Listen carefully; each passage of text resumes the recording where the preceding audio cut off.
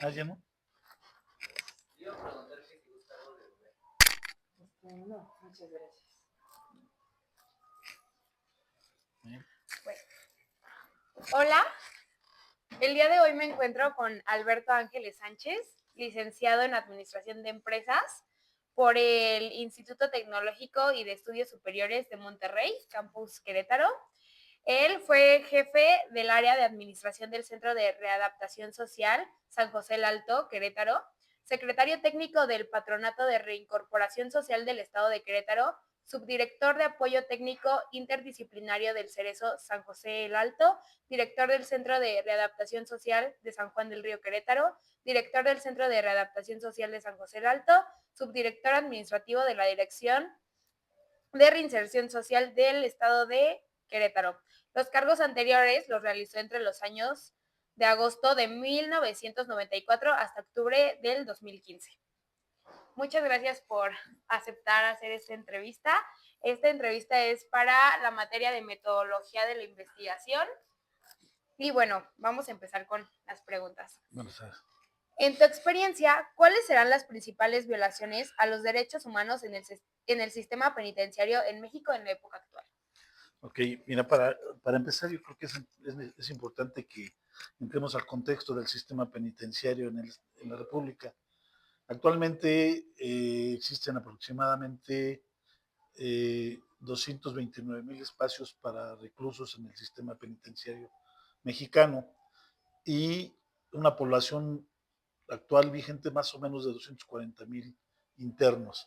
Esto entre centros penitenciarios federales, estatales y algunas cárceles municipales que son adaptadas por parte de las entidades federativas para recluir internos como cerezos. Entonces, en ese sentido, podemos hablar de que el principal, la principal violación hacia los derechos de los reclusos se puede considerar que puede ser paradójicamente la reinserción social. ¿En qué sentido te lo comento?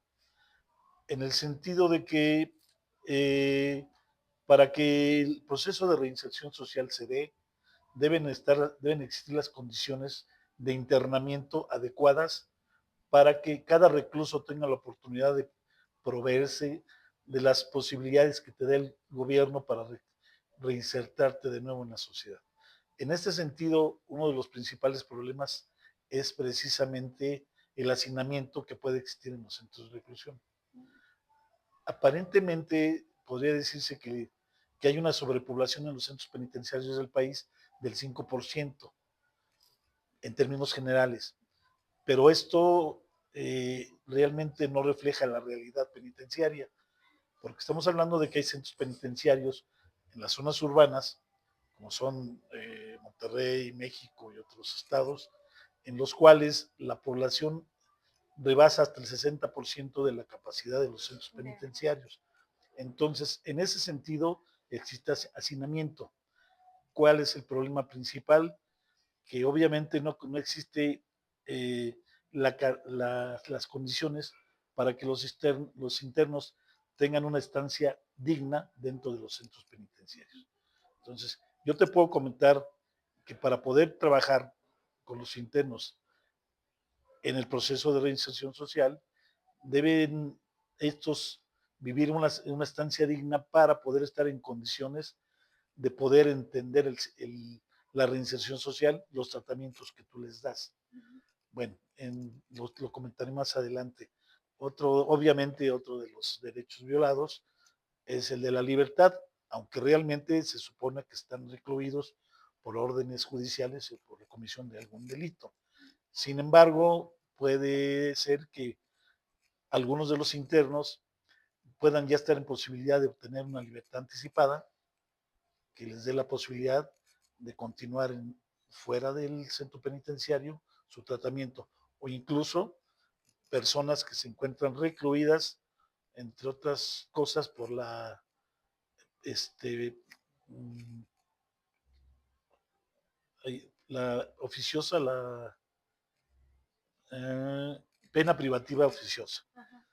Es un problema que se ha dado mucho actualmente porque es automática. de acuerdo al delito que comete. Entonces, esto ha incrementado también de alguna manera la sobrepoblación. Entre otros, las violaciones que pueden existir dentro de un sistema penitenciario por los reclusos, pues obviamente son contra la dignidad de la persona, la tortura, contra la integridad personal. ¿Entre los mismos reclusos? No, estamos hablando del sistema en Ah, del general, sistema. del sistema en general, sí. La libertad, contra la libertad de la persona, contra el debido proceso, posiblemente, y contra la situación jurídica que prevalece en sus casos. En términos generales, esos son los delitos que considero, digo, son las violaciones que considero pueden afectar a los reclusos de entrada en sus derechos humanos. ¿Qué grupos de personas tienden a ser más vulnerables a sufrir dichas violaciones a los derechos humanos en el sistema penal? Bueno, de entrada te quiero comentar que para estar interno en un centro de adaptación social, una de las obligaciones que tenemos las autoridades penitenciarias es clasificar a los reos primeramente de acuerdo a su situación jurídica. Okay. Estamos hablando en las condiciones que te dicte el juez, primeramente. En segunda opción es clasificar a los internos de acuerdo al tipo de delito y también a las condiciones de persona. Estamos hablando para evitar la discriminación. Estamos hablando de grupos vulnerables, como pueden ser las personas de origen indígena, como pueden ser menores o adolescentes en este caso, o dentro de los temas, adolescentes mayores de 18 años.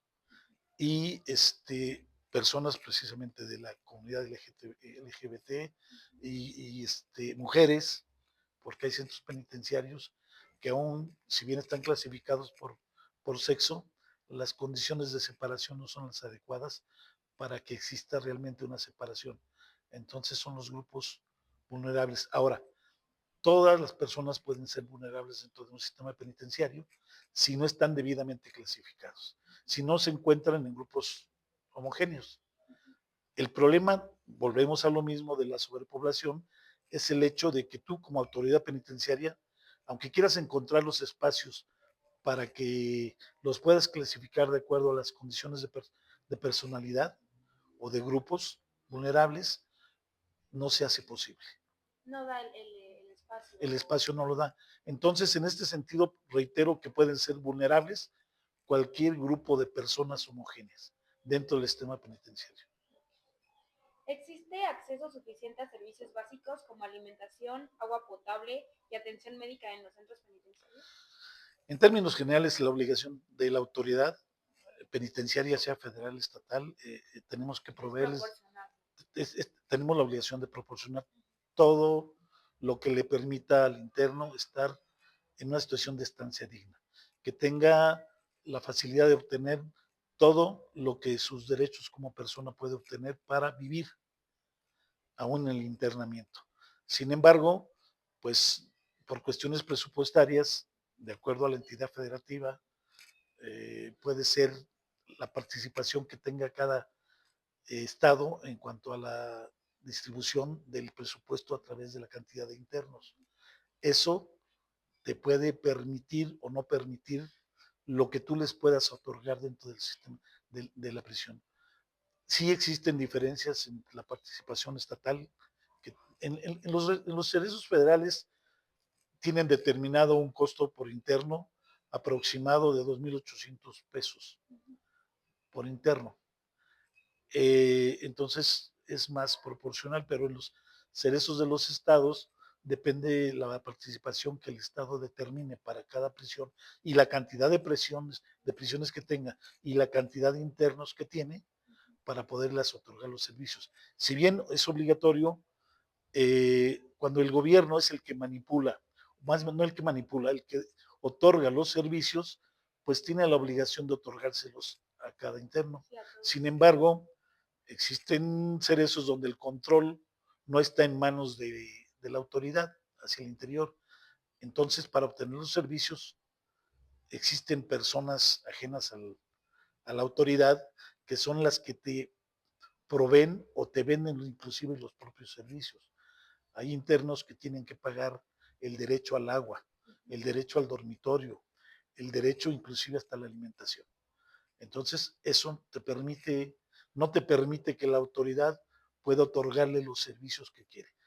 Sin embargo, creo que el principal problema es presupuestario, aunque efectivamente, cuando menos en los cerezos del Estado de Hidalgo, que es donde del Estado de Querétaro, que es donde yo estuve, sí tratábamos de otorgarles todos estos servicios, porque la población no era tan grande, el presupuesto destinado era suficiente, aunado a que existen instituciones públicas que te apoyan.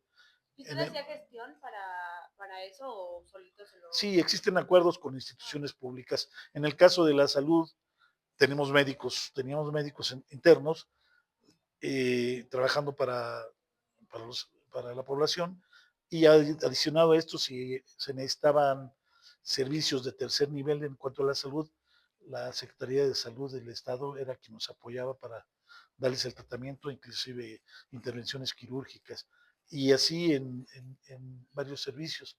Sin embargo, en cuestiones de internamiento o de educación, teníamos una plantilla de maestros. En cuanto a al trabajo, igualmente un área laboral, y el tratamiento psicológico también por personal del propio centro.